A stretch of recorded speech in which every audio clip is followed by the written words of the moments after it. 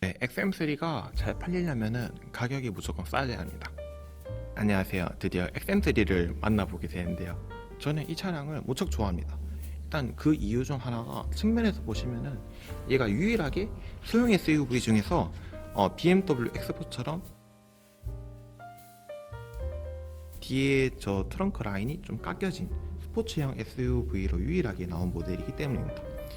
그리고 그 앞에 라이트도 기본적으로 LED 라이트가 들어가고 여기 창문 4개도 원터치가 다 4개가 지원이 되고 트렁크도 저 깎인 거 치고는 깊이가 상당히 깊어서 좀 쓸만한 트렁크 공간이라고 생각이 들더라고요. 그리고 타보니까 승차감도 사실 상당히 부드럽고 괜찮았고 1.6 기준으로.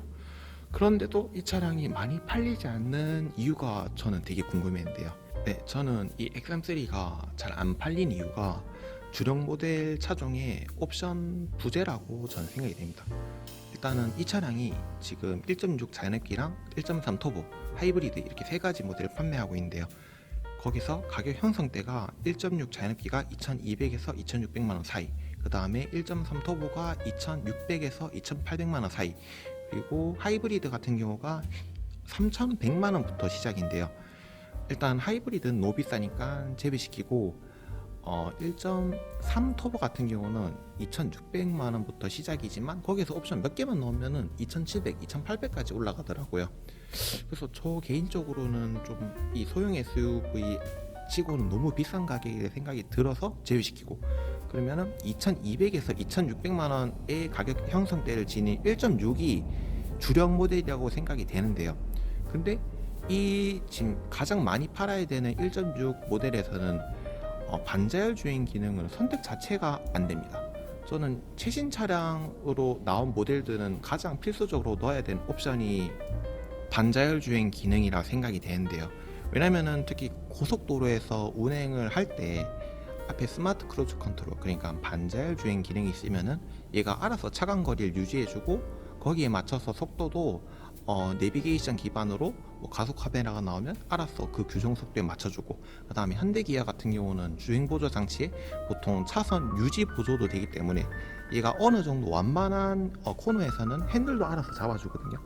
그래서 그 기능이 정말로 유용하고, 특히 뭐 막히는 정말 꽉 막히는 도로에서도 좀 유용하게 쓸 수 있는 기능인데, 그 옵션을 얘는 1.6 자연흡기에선 선택 자체가 불가능하다는 게 저는 개인적으로 이해가 되지 않더라고요.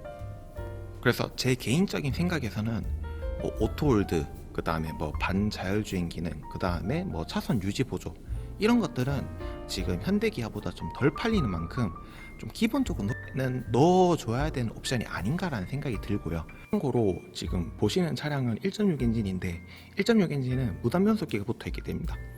왼쪽에 보이는 제 K3도 1.6 엔진에 무단 변속기가 들어가게 되는데요. 운전해보신 분들은 아시겠지만 무단 변속기처럼 편한 변속기도 없습니다. 특히 시내 주행에서, 특히 우리나라만큼 가다서다를 자주 한 도로에서는 따로 뭐 발컨을 DCT 변속기처럼 해줄 필요도 없고, 그 다음에 연비효율도 정말 잘 나오기 때문입니다. 근데 이 차량의 상위 트림, 그러니까 1.3 터보 같은 경우는 DCT 변속기가 들어가게 되는데요. DCT 변속기는 운전을 해보면 알겠지만 수동 변속기처럼 저속에서 발컨을 좀 해줘야 됩니다. 아니면은 울컥울컥거리기 때문에 우리나라만큼 가다서다를 자주 반복되는 시내 환경에서는 좀 적합하지 않다라는 생각이 들고, 오히려 그래서 이 차량을 르노 삼성 코리아에서 많이 팔아야 되는 주력 차종이라고 생각이 됩니다. 그리고 두 번째로 아쉬운 부분은 실내에서 한번 말씀드리겠습니다. 그리고 두 번째로 아쉬운 부분은 실내 색상이 블랙 고정 한정이란 부분입니다. 보시면은 전자식 계기판도 깔끔하고, 그 다음 세로형 모니터도 내비게이션 볼 때도 가로형보다 훨씬 보기도 편하고, 그 다음 얇지만 앰비언트 라이트도 앞에랑 옆에 둘 다 들어가고, 소재도 만져보면 상당히 좋거든요.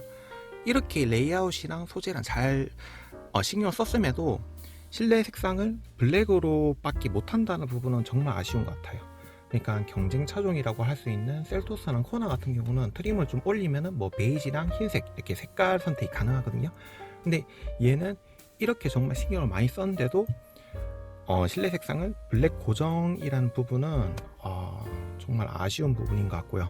그 다음에 세 번째로 아쉬운 부분은 온라인 견적 사이트가 좀 불안정한 부분입니다. 그러니까 예를 들어서 이 차량을 견적을 보러 갈 때 물론 전시장에서 견적을 내시는 분들도 있겠지만 전시장 가기 전에 임의로 온라인 견적을 내시는 분들도 있을 건데요. 근데 그 온라인 사이트가 생각보다 오류가 많이 납니다. 그러니까 뭐 뒤로 가기 몇 번, 앞으로 가기 몇 번 누르면 오류 나서 또 창을 닫고 들어가야 되고. 근데 경쟁 차종이라고 할 수 있는 셀토스랑 코나 같은 경우는 뭐 기아 온라인 견적 사이트, 뭐 현대 온라인 견적 사이트에 들어가 보면은 생각보다 오류가 잘 안 납니다. 그래서 그런 부분에서도 좀 아쉬운 것 같고, 사실 그 부분보다 더 아쉬운 거는 걔네들, 그러니까 현대 기아 같은 경우는 선택 옵션을 제외한, 그러니까 각 트림마다 외관, 내관, 파워트레인 뭐 어떤 구성을 가지고 있는지 상세하게 글이랑 그림이 이제 구성이 돼 있거든요. 그 사이트 들어가 보면은. 그래서 그 따로 선택 옵션을 안 하더라도 요 트림은 요런 옵션이 있구나, 그 다음에 요 트림은 요런 옵션이 있구나, 그걸 한눈에 보기 편한데 르노 삼성 코리아의 그 온라인 견적 사이트는 선택 옵션에 관한 부분은 글이랑 그림을 잘 설명을 해놨는데 그걸 제외한, 그러니까 각 트림별로 기본적으로 포함된 외관, 내관, 파워트림, 뭐 기타 등등을 포함해서 기본적으로 옵션을 선택하지 않았을 때 포함되는 옵션이 무엇이 있는지 설명이 좀 부재한 것 같습니다. 부족한 것 같습니다. 그 부분이 좀 아쉬운 것 같고, 저는 XM3 차량의 승차감이 너무 좋거든요. 그리고 디자인도 너무 좋고. 근데 이 차량이 길에서 좀 많이 보이려면 확실히 가격 경쟁력이 있어야 됩니다.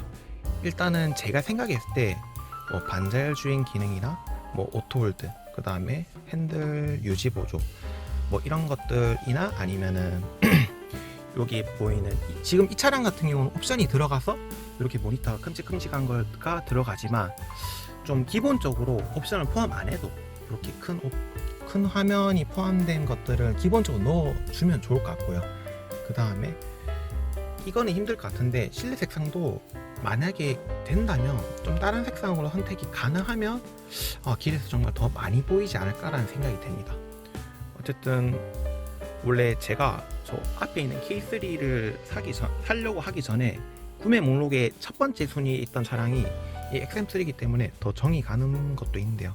아무튼 너무 아쉽습니다. 일단 그 여러 가지 것들이 좀 복합돼서 이 XM3가 길에서 많이 보이지 않는 것 같다는 생각이 들고요. 그런 마케팅적인 부분이랑 그 다음 가격, 그 다음에 옵션을 좀 더 다양화한다면 XM3가 길에서 좀 더 많이 보이지 않을까라는 생각이 듭니다. 오늘도 영상 봐주신 모든 분들께 감사합니다. 안녕.